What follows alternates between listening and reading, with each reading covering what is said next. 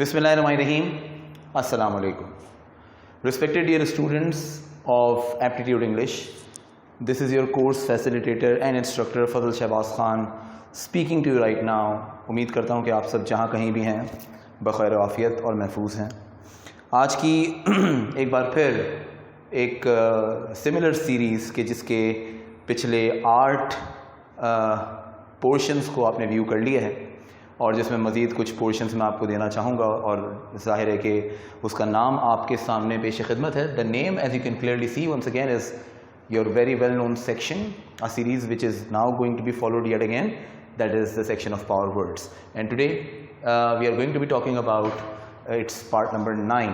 एक सीरीज़ जो हमारी 8 पार्ट्स पर मुश्तमिल आप देख चुके हैं ऑलरेडी, उसके आज 9th पार्ट का आगाज़ करने से पहले ये भी मैं आपको बता देना चाहूँगा कि आज हम जिस लेटर के मोस्ट इम्पॉर्टेंट वर्ड्स यहाँ पर लेकर हाज़िर हुए हैं वो हमारे जी लेटर से रिलेटेड है। अब तक आपने ये देखा कि फ्रॉम A to F जितने भी हमने लेटर्स किए उनमें हमने मेजरली 10 वर्ड्स फॉर ईच यहाँ पर फॉलो किए। आज हम जो जी वर्ड्स का सेक्शन यहाँ पे देख रहे हैं, अगर मोस्ट इम्पॉर्टेंट वर्ड्स की फ़हरिस्त मैं आपको आज देने जा रहा हूँ तो मैं इसमें प्रॉबेबली शायद जी के 5 या 6 वर्ड्स आपको दूंगा जो कि मोस्ट इम्पॉर्टेंट हैं, और उसके बाद ग्रेजुअली फिर हम दूसरे अल्फ़ाबेटिकल ऑर्डर्स की तरफ बढ़ेंगे जिनके भी कुछ मोर और लेस ऐसे ही नंबर्स होंगे।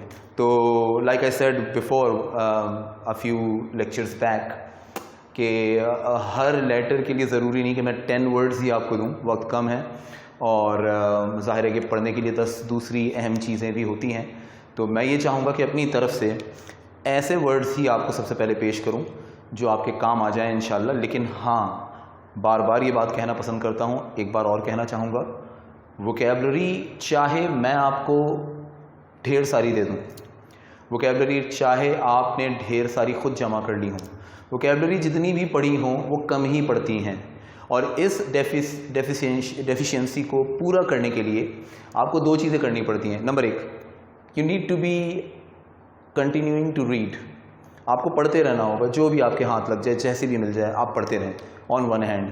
ऑन दी अदर हैंड आप खुद से अपनी कोशिश से नए नए वर्ड्स को डिटर्मिन करें। कोई पास्ट पेपर मिल जाए उसको सॉल्व कर लिया, कोई और किताब आपने अचानक उठाई उसमें वर्ड्स ढूंढ लिए। कुछ वर्ड्स खुद अपने लिए ढूंढें और कुछ वर्ड्स आप खुद से आप देखेंगे कि वाइल रीडिंग आपको मिलेंगे। तो ये सब कुछ भी आपके लिए एक बड़ा ज़बरदस्त प्लस बनेगा और इंशाल्लाह मैं उम्मीद करता हूँ कि आप ऐसा ज़रूर करेंगे। बाकी इंशाल्लाह ताला आपसे लाइव सेशंस में और मुमकिन हुआ तो फिर आपसे ऑन कैंपस क्लासेस में मैं कुछ ज़रूर मुलाकातें आपसे यहाँ पे मैनेज करवाऊँगा इंतज़ामिया के साथ, और इंशाल्लाह फिर आपसे बात जारी रहेगी। Here we go and let us get started. तो मुझे जहाँ तक क्लियरली याद है हमने वर्ड नंबर 60 तक कर लिया था। आइए वहीं से अपनी टैली का आगाज़ करते चलें। So this time it is going to be our word number 61।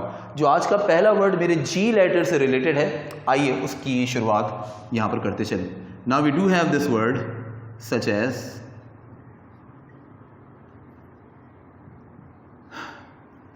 Garish.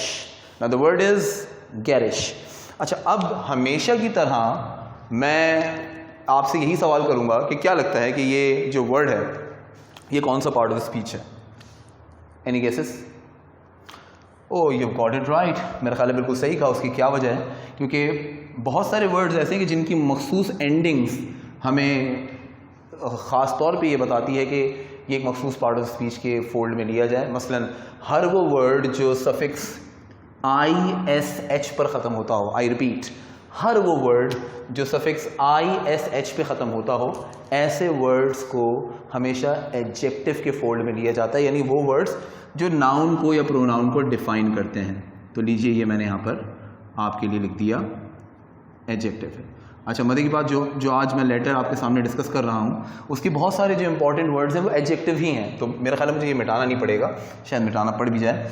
अब अगली चीज़ जो है वो उसकी मीनिंग है, और मैं वो मीनिंग आपके साथ यहाँ पर शेयर किए देता हूँ। और इन केस आप में से बहुत से स्टूडेंट्स जिन्होंने शायद प्रीवियस लेक्चर लिया तो हो लेकिन उनके जहन से ये बात निकल गई हो, तो मैं एक अहम बात हाथ के हाथ बता दूँ, जल्दी से बता दूँ ताकि हम जल्दी से आगे बढ़ें। असल हमारा लेना देना एक वर्ड को जब हम सीख रहे होते हैं तो दो ही चीज़ों से होता है। नंबर एक तो मुझे उसकी मीनिंग पता हो, नंबर एक। नंबर दो, मुझे उसकी स्पीच पता हो। ये दो चीज़ें पता होती हैं, हमारे वर्ड सिनोनिम्स का मसला हल हो जाता है। ना सिर्फ कि वर्ड सिनोनिम्स का मसला हल होता है, बल्कि हम इस काबिल भी हो जाते हैं कि हम खुद से इसी का मीनिंग समझ लेने के बाद इसी का एंटोनिम भी जस्टिफाई करें अपनी स्किल्स के तहत कि यार अगर ये एक पॉजिटिव वर्ड है तो प्रॉबेबली इसका नेगेटिव वर्जन क्या होगा, समथिंग लाइक दैट। तो ना सिर्फ कि सिनोनिम का मसला हल होता है मीनिंग और आपके स्पीच की वजह से, बल्कि आप एंटोनिम भी जस्टिफाई करते हैं। सेंटेंस आप इसलिए बनाते हैं ताकि आपको याद रह जाए कि आपने ये वर्ड जो कि एज एन एडजेक्टिव पढ़ा था तो इसका इस्तेमाल क्या होगा। और हम बेसिकली सेंटेंसेस एप्टीट्यूड के लेवल के लिए नहीं बना रहे, ये बात मैं आपको क्लियर कर दूं। हम सेंटेंस बनाते हैं अपनी स्किल्स के लिए, क्योंकि एप्टीट्यूड के बाद भी एक पूरा जहां आपका मुंतज़िर है, and that is your universities life. वहाँ जाकर क्या करेंगे? अब तो इम्तिहानात, टेस्ट प्रिपरेशन करीब है, आप टेस्ट देंगे, कोई भी आपका स्कोर होगा इंशाल्लाह अच्छा होगा, परेशान होने की ज़रूरत नहीं है। स्कोर करने के बाद वहाँ जाना है, वहाँ जाकर ये वर्ड यूज़ करिएगा, ठीक है। Let's come to the point again. So जो वर्ड आपके सामने यहाँ पर मीनिंग के तौर पे आप देख सकते हैं, मैं आइए उसकी मीनिंग यहाँ पर पहले तहरीर कर देता हूँ। The meaning of this particular word needs to B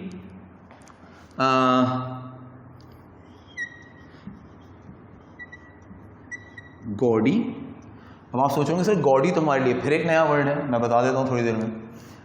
और ये एक सेंस है, और इसका दूसरा सेंस है इन बैड टेस्ट। एक वर्ड आपके सामने लिखा है गॉडी और एक लिखा है इन बैड टेस्ट। अच्छा चलिए, गॉडी को मैं थोड़ा सा एक्सप्लेन कर देता हूँ। गॉडी एक अलग सेंस है, इन बैड टेस्ट एक अलग। लफ्ज़ गॉडी देखा जाए तो इत्तफाक है जी की सीरीज में एक और वर्ड आ गया, लेकिन मैं इस तरह काउंट नहीं करूंगा, आप फिर कर लीजिएगा, मसला नहीं है। गॉडी लफ्जी मतलब अगर इसको देखा जाए तो इसका मतलब निकलता है क्लेवर। क्लेवर यानी कि बहुत तेज़ तरार, बड़ा ही मक्कार किस्म का इंसान, समथिंग लाइक दैट।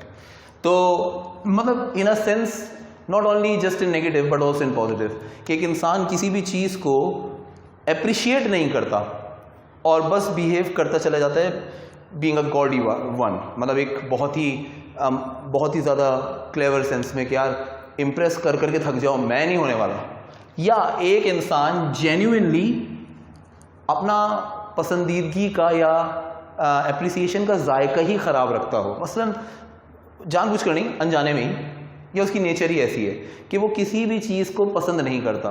तो मिसाल के तौर पे एक जुमला बनाऊंगा तो इसको और आप क्लियर कर सकेंगे। सो let me write the heading of sentence. एक सेंटेंस हमेशा की तरह आपकी खिदमत में पेश किए देता हूं। फॉर एग्जाम्पल,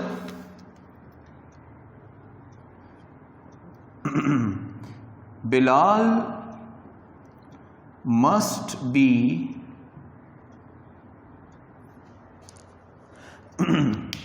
वर्ड यूज कर रहा हूं तो मैं इसी से यूज़ कर लेता हूँ। Bilal must be garish, word हमारा गैरिश है, गॉडी नहीं। हम गॉडी यूज़ कर सकते हैं इसकी जगह पर, एक ही बात है। Bilal must be gaudy since he has not liked one of the best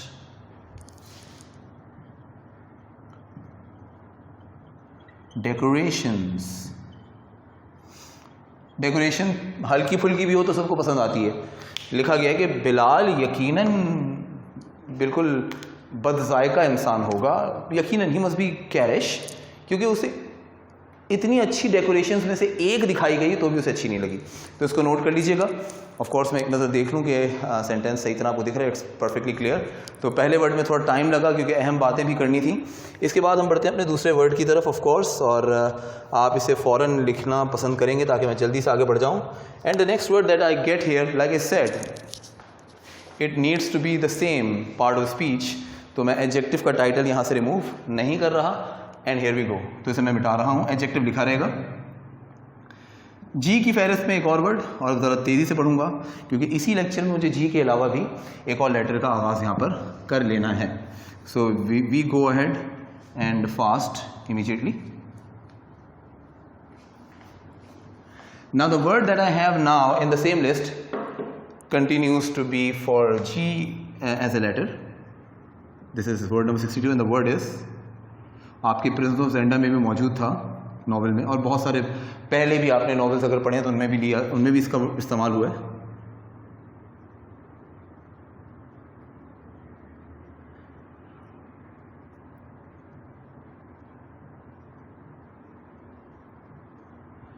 गौर से देखिएगा. The word is garrulous. The word is garrulous. अच्छा, मैंने यहाँ पर शायद एक यू ज़्यादा लिख दिया है, मुझे आई थिंक देखना चाहिए था. I am very sorry for that.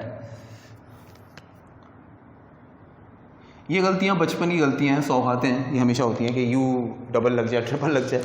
अच्छा, गैरुलुअस कहा जाता है एक ऐसे शख्स को, डिफाइनिंग है. अच्छा, गैरुलुअसली इसका एडवर्ब का वर्जन और ज़्यादा यूज़ होता है. हमने प्रिजन ऑफ ज़ेंडा में सुना था चैप्टर नंबर 4 और 5 दोनों में ही, ख़ासतौर पे चैप्टर नंबर 4 में, कि जहाँ पर 3 में इनफैक्ट, कि जहाँ पर रूडोल्फ रेसेंडल देखता है कि जो सामने बैठी हुई ज़ईफ़ औरत है अपनी 2 बेटियों के साथ, वो गैरुलसली गुफ्तगू कर रही है. तो लफ्ज़ गैरुलसली का आम फहम मतलब होगा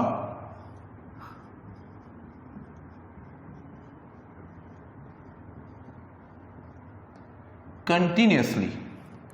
कंटिन्यूसली, ठीक है. अब कंटिन्यूसली का मतलब बार बार, ना बिना रुके, लेकिन इसका जो सेंस आमतौर पे यूज़ होता है वो बातूनी होने के सेंस में है. तो इसका एक मतलब, अच्छा, गैरुलसली का मतलब हम एडवर्ब देख नहीं रहे, एडजेक्टिव देख रहे हैं, तो मैं यहाँ पे कंटिन्यूसली लिखना चाहूँगा, बेग योर पार्डन, इसीलिए कंटिन्यूस लिख देते हैं. और अगर कि इसकी दूसरी मीनिंग देखी जाए तो बातूनी होने के सेंस में इसको लिया जाता है, तो इसका मतलब होगा टॉकेटिव, यानी बहुत बोलने वाली. जैसे एक जुमला है बहुत ही आसान सा, the easiest of the sentences can be, my youngest sister does not hold back. Hold back का मतलब खुद को रोकना. And speaks garrulously. पहली बार जानबूझकर, हालांकि मैं आपको वर्ड दे रहा हूं गैरुलस, मैं एक तीर से 2 शिकार करना चाह रहा हूं, लेकिन जो जुमला मैंने बनाया है वो for the very first time मैंने एडजेक्टिव का नहीं एडवर्ब का बनाया है. वो सिर्फ इसलिए कि एक पॉइंट प्रूफ करना चाह रहा हूं, एडवर्ब का इस्तेमाल ज़्यादा होता है. बट एक ही बात है, मैंने दोनों आपको दे दिए हैं, तो इसको भी नोट कर लीजिए. जल्दी से इसको मिटाने जा रहा हूँ. As we get down to the third word here,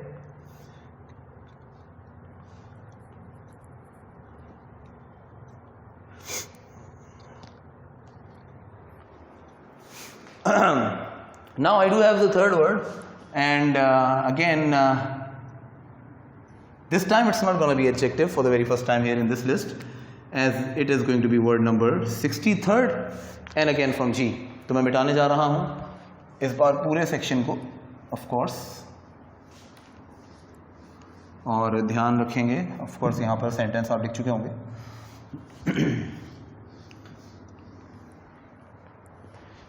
All right, now this time it is going to be word number 63 and the third of this list, and the word this time is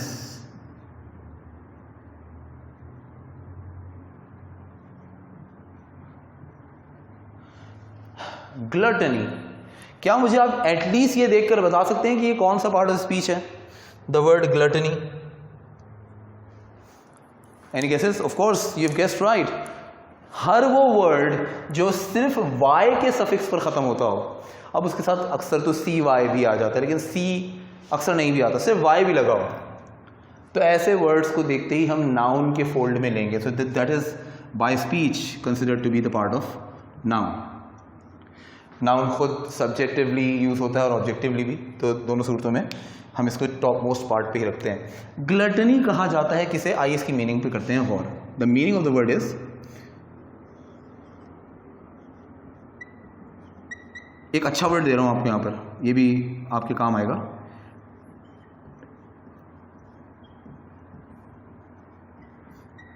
over indulgence in food or probably drink. आसान लफ्जों में कहा जाए तो over eating करना, the one who loves food और loves drinking, शराब वाली drinking नहीं, कोई भी चीज़. मतलब उर्दू में कहा जाए, एक बड़ा अच्छा वर्ड यूज होता है इसके लिए, ऐसे ही लिख रहा हूं, आप याद रखिएगा. लैंग्वेज के बच्चों को अक्सर ये बात मैं बताता हूं.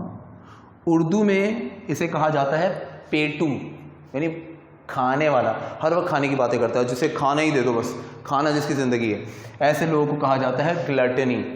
ठीक है. और अगर उनको डिफाइन किया जाए तो वो बन जाते हैं, वाई हटा के देखें, ये रह जाएगा ग्लटन और ये बन जाएगा एडजेक्टिव. खैर, a sentence is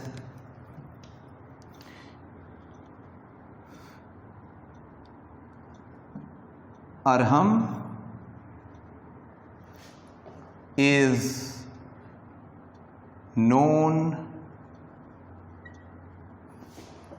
for being a gluttony. और हम जो है वो पेटू होने के नाते सबके बीच जाना और पहचाना जा रहा होता है. जल्दी से इसको भी नोट करेंगे और तेज़ी से आगे बढ़ेंगे. 3 वर्ड्स हुए हैं और मैं मज़ीद इसके कुछ 3 वर्ड्स शायद और देना चाहूँगा आपको, उसके बाद ज़ाहिर है कि हम आगे बढ़ जाएंगे.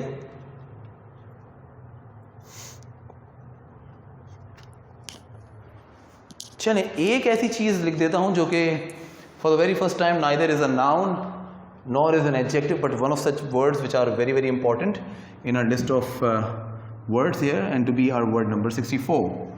So here it comes.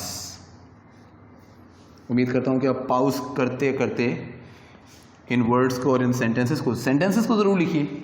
मैं बार बार कहूँगा, मेरे वो सारे बच्चे जो एप्टीट्यूड टेस्ट के लिए बहुत परेशान हैं, मैं उनको यकीन दिलाता हूँ कि चाहे अब आपकी प्रिपरेशन जैसी भी हो, आप पास होंगे इंशाल्लाह.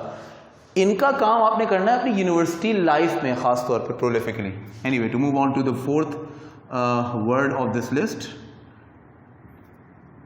This happens to be word number 64 here, and this time, like I said, it's neither a noun or an adjective. This time it's going to be a verb, and the verb itself is or goes as goad. और से देखिएगा, T नहीं है, D है, कि गोट पढ़ते उसी flow में. The word is goad. अच्छा, गोड जाहिर है कि मैं बता चुका हूं तो मैं लिख भी देता हूं. गोड यहां पर स्पीच की शक्ल में देखा जाए तो ना तो नाउन है ना एडजेक्टिव, ये एक डिफाइनिंग वर्ड है. सो गोड का फर्स्ट फॉर्म आपके सामने, सेकंड गोडेड, गोडेड और गोडिंग. अभी इसके चारों फॉर्म्स हैं, प्रॉबेबली आप यूज़ करें. गोड का मतलब क्या है, आइए इसकी मीनिंग लिखते हैं.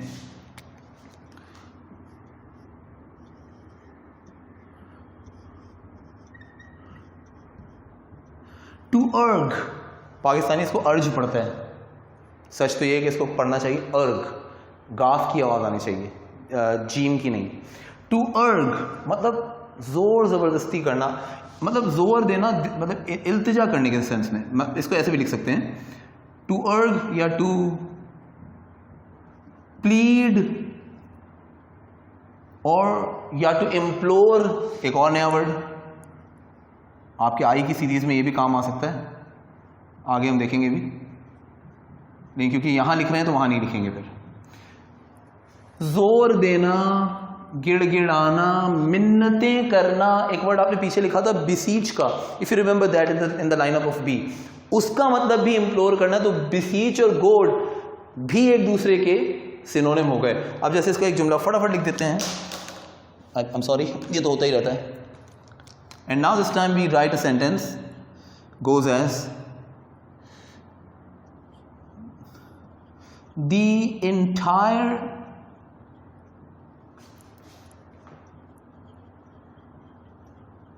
community has done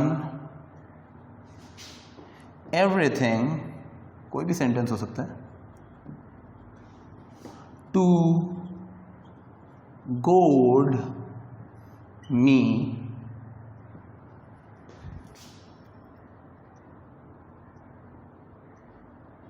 in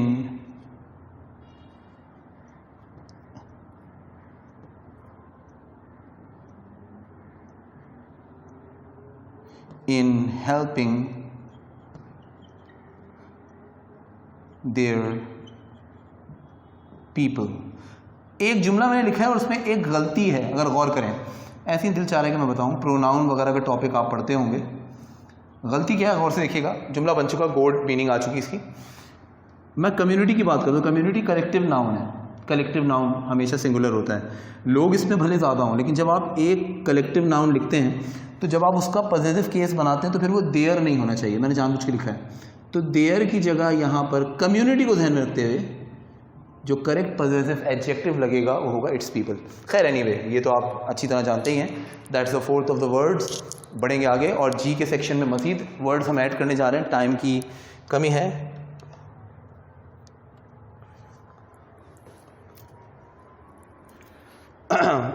चलें, एक बड़ा अच्छा सा वर्ड है जो कि नाउन की हैसियत से मैं यहाँ पर यूज़ करूँगा और मिटाना चाहूँगा इस वर्ड को। और अब नाउन लिखने जा रहे हैं तो जाहिर है कि रिमूव करना तो पूरा ही बनता है।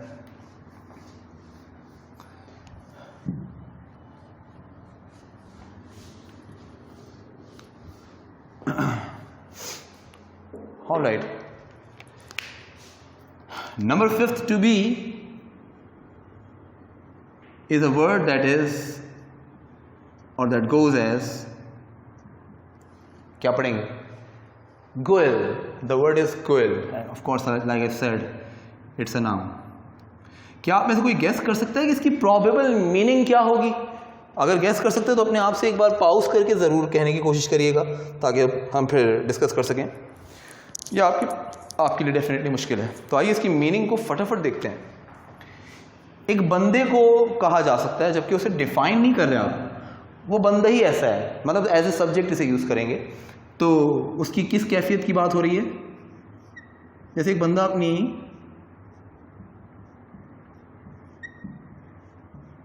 ये भी बड़ा अच्छा वर्ड है, डिसीटफुलनेस की वजह से जाना जाता है, यानी अपनी धोखाधड़ी की वजह से, मतलब लोगों को नुकसान पहुंचाने की कैपेबिलिटीज की वजह से, ट्रिक करने की वजह से। और शुरू से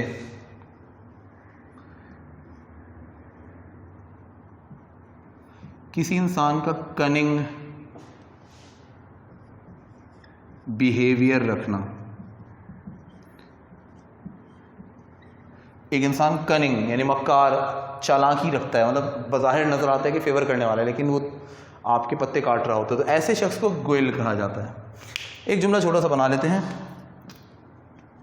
just to keep things in remembrance for a longer period of time. The sentence is Majid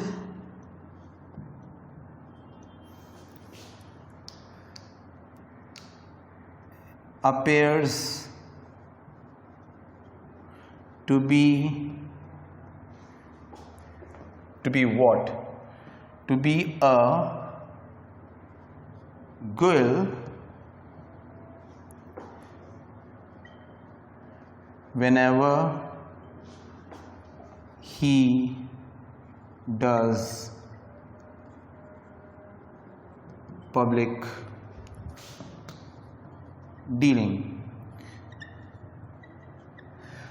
Majid जो है वो बज़ाहिर एक बहुत ही शातिर, बहुत ही घुमाने फिराने वाला शख्स नज़र आता है, गोयल नज़र आता है जब भी पब्लिक डीलिंग की बात होती है या जब भी वो पब्लिक डीलिंग करता है। Now the fifth of the word. इसके बाद एक और वर्ड जल्दी से लिखूंगा, अगले कुछ सेकंड्स में आप इसे जब तक के नोट कर लेंगे।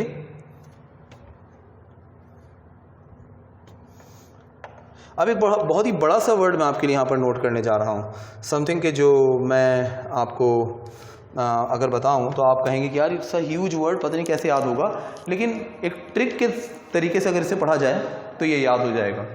It is to be my word number 66 now।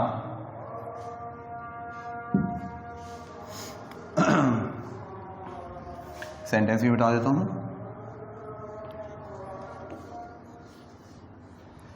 तो जी की फहरिस्त में ये आखिरी वर्ड होगा, जिसके बाद जाहिर है कि हम फिर अपने नेक्स्ट पार्ट में, which is to be part number 10, हम बात कर रहे होंगे एच की। तो ये वर्ड मैं यहाँ पे जल्दी से लिख देता हूँ। द वर्ड इज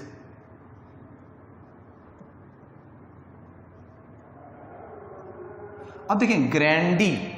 ग्रैंड से ग्रैंडी, सेंस वाइज भी वही निकल रहा है, ग्रैंड तो उसी से ग्रैंडी, तो बड़प्पन, अजमत, ज़हन में रखिएगा। इसके बाद मैं इसमें वर्ड यूज करने जा रहा हूं लोक्वेंस। लोक्वेंस, लोक्वेंस से आपको एक वर्ड याद आना चाहिए, इलोक्वेंस। इलोक्वेंस भी कहा जाता है किसी चीज के बिल्कुल वन एंड दी ओनली होने को, यानी उस जैसा कोई दूसरा ना हो, यानी सबसे ज्यादा मुनफरिद। ग्रैंड बड़ा, लोक्वेंस मुनफरिद होने का सेंस। तो इसे अगर मैं पढ़ता हूं ग्रैंडिलोक्वेंस, एक तो ये हमारा नाउन बन जाता है, दूसरा इसकी मीनिंग आप आराम से गेस कर सकते हैं। इसकी मीनिंग का मतलब होता है लॉफ्टीनेस या बीइंग लॉफ्टी। अब लॉफ्टी का भी अपना मतलब होता है, या लॉफ्टीनेस का अजीम, अजीम तर या अजमत, ठीक है। तो लॉफ्टीनेस कह लीजिए, या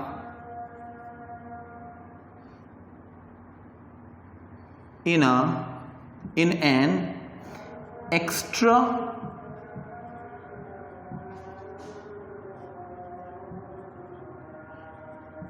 extravagant manner, या किसी भी चीज को बढ़ा चढ़ाकर करने का अमल, या कोई बढ़ा चढ़ाकर की गई चीज, अजीम चीज। एक्स्ट्रावेगेंट वैसे भी कहते हैं बहुत बड़ी भरपूर चीज को, या बहुत बड़े लेविश एटीट्यूड को, व्हाटएवर। तो ऐसे ही एक वर्ड आपके सामने आ गया जिसका जुमला फौरन बना लेते हैं। नाउन है तो नाउन अपनी ही जगह पर यूज होता है, to show your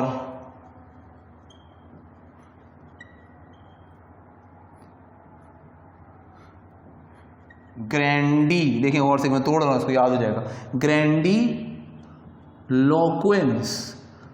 to show your grandiloquence you must be up to the mark. अपनी अजमत जाहिर करने के लिए तुम्हें चैलेंजेस लेने के लिए उठ खड़े होना पड़ेगा। अप टू द मार्क मतलब ताकि कोई चैलेंज दिया जाए आपके लिए मुश्किल ना हो। Such is the sentence. तो खैर इसे नोट कर लीजिएगा। और जाहिर है इन 6 वर्ड्स के साथ इस सेक्शन में मैंने आपके लिए जो 6 वर्ड्स चूज किए थे वो मैंने आपकी खिदमत में पेश कर दिए हैं। एंड एक बार फिर वही बात करूंगा जो पहले कर रहा था, वर्ड्स यूँ तो बहुत हैं, और मैं आपको वो दे रहा हूँ जो आपके लिए बहुत यूजफुल होंगे। आप देख सकते हैं that's the last word for the list of G, लेकिन आपने अपनी मेहनत से भी ढूंढने हैं। तो पार्ट नंबर 9 में बस इतना ही। आपसे मुलाकात करता हूँ फौरी तौर पे पार्ट नंबर 10 में, following the same series, and this time it would be letter H। मिलते हैं तब तक के लिए अपना रखिएगा ख्याल। अल्लाह हाफ़िज़।